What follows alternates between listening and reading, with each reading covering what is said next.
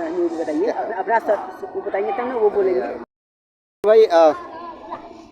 ये जो हमने एक आपका व्यवस्था की बात की, क्या ऐसी कोई व्यवस्था बन सकती है नगर में पार्षदों के अतिरिक्त उसका ऐसा विस्तार किया जाए कि एक अकेले पार्षद जो इतने बड़े लोगों का नेतृत्व करता है, तो उसके अतिरिक्त कोई आप व्यवस्था देखते हैं? नहीं, जैसे अभी आपने देखा गांव के प्रधान का चुनाव होता है, कम से कम छः उसके सहायक चुने जाते हैं, वार्ड वाइज क्षेत्र वाइज चुने जाते हैं, वो भी मतदान द्वारा चुने जाते हैं, न कि तो उसी तरह ये क्षेत्र नगर निगम का बड़ा होता है। इसमें 10 से 12 लोग आराम से इनको उनके सहयोग के लिए चुन के काम चुना जा सकता है और इसकी मांग करनी चाहिए सारे लोगों को। और जिस दिन ये चीजें लागू हो गई उस दिन आम जनता की नाम क्या देना चाहेंगे आप अपनी तरफ से? पार्षद प्रतिनिधि दे सकते हैं, पार्षद प्रतिनिधि दे सकते हैं, क्षेत्र प्रतिनिधि दे सकते हैं, नाम की कोई चिंता नहीं। पंचायत का या ये फिर वार्ड पंचायत जैसी कोई व्यवस्था हो, या जैसे प्रधान सदस्य कहा जाता है ना, उसी तरह सभासद सदस्य कहा जा सकता है।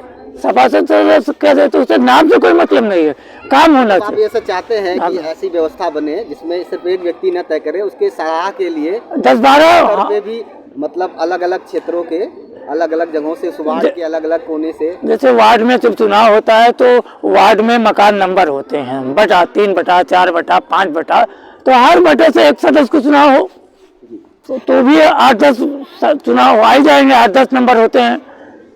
मतलब आप एक अलग मतलब उससे विस्तारित रूप को देखते हैं? नहीं, वो जो देखते हैं अलग मांग नहीं, जरूरत है, वक्त की जरूरत है, होना चाहिए। अब ये सुझाव है आपकी तरफ से, क्योंकि जो प्रतिनिधि ये भी हम एक प्रश्न करेंगे आपसे कि नगर में जैसे विद्यालय भी पढ़ते हैं, आपके वार्ड में विद्यालय है, बिल्कुल है, ये स्वास्थ्य केंद्र भी है, बिल्कुल है, तो ये जो मृत प्राय व्यवस्था बन चुकी है, स्वास्थ्य केंद्र बदहाल है, नगर व्यवस्था, तो इससे तो मुझे लगता है कि ये व्यवस्था भी और सुदृढ़ होगी। नहीं, जो अभी आपने स्वास्थ्य व्यवस्था या स्कूल व्यवस्था की बात की, ये कोड बन चुका है सरकार का। ये जो उपक्रम है ये कोड बन चुका है। ये शिक्षा के नाम पर अशिक्षा का प्रचार कर रहा है, ये इलाज के नाम पर लोगों को बीमार कर रहे हैं, ऐसी परिस्थिति बन चुकी है। इनमें व्यापक सुधार की जरूरत है और इसको सरकार अब सुधार करने वाली नहीं है, ये तो आप लोग मान लीजिए। इसको क्षेत्रीय सभासद, क्षेत्रीय विधायक ही इसको सुधार करवा सकते हैं अगर ईमानदारी से कहा। जनता की तरफ से जो मतलब एक समितियां बनेंगी, अलग अलग समिति जनता के बीच में, अगर पंचायतें होंगी, अगर अलग प्रतिनिधि आएगा तो निश्चित तौर पे मतलब शक्ति का बंटवारा होगा, तो शक्ति का बंटवारा होगा तो ऐसी और सरल हो जाएगी, नज़दीकी आएगी जनता और प्रतिनिधि के अंदर। देखिए, जैसे गांव में जब प्रधान का सदस्यों का चुनाव होता है तो प्रधान का चुनाव वही सदस्य चुनते हैं, उसी में से कोई एक प्रधान चुना जाता है। और अगर प्रधान कभी कोई गलत काम करता है तो उसके विरुद्ध अविश्वास प्रस्ताव ला के वो सदस्य उनको अध्यक्ष करते हैं। तो ये व्यवस्था नगर निगम के पार्षद में भी होनी चाहिए कि अगर वो काम सही ढंग से नहीं करे तो उन जो चुने हुए 10-12 है उनको ये अधिकार मिलना चाहिए, उसके विरुद्ध अविश्वास प्रस्ताव ला के उसकी सदस्यता को रद्द कराए, तभी जाके उस पार्षद काम करना शुरू करेगा। तब एक दबाव पड़ेगा। बिल्कुल।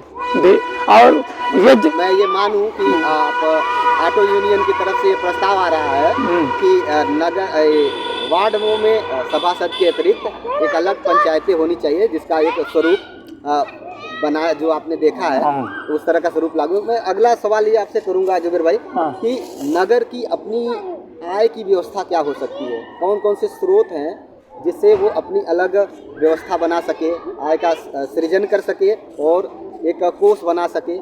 देखिए, नगर निगम के पास आय की कमी नहीं है, आय की कमी नहीं है, आप ही समझ लीजिए।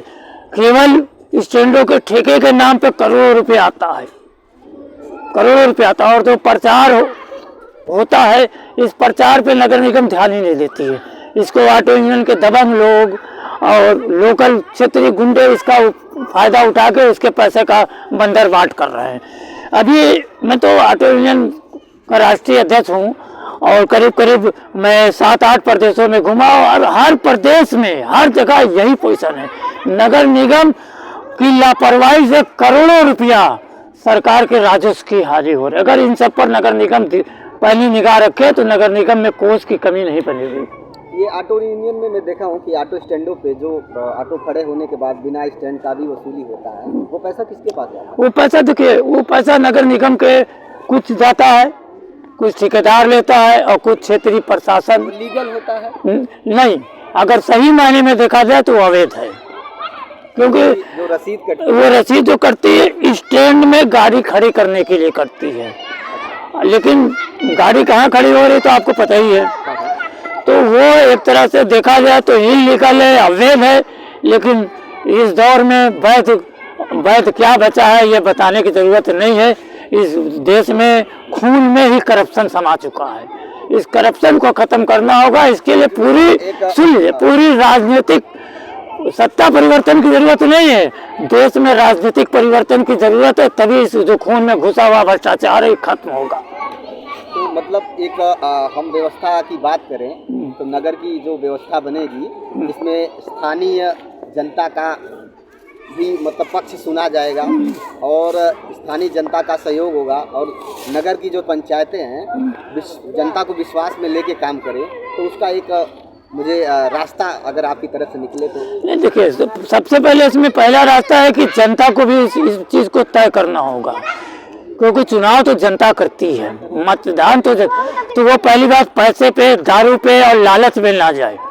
वो पहले देखे कि हमारे बीच में रहने वाला, हमारे लड़ाई को लड़ने वाला व्यक्ति कौन है, चुनाव करते समय इसका पहले ध्यान रखे। आधी समस्या तो वहाँ खत्म हो जाएगी।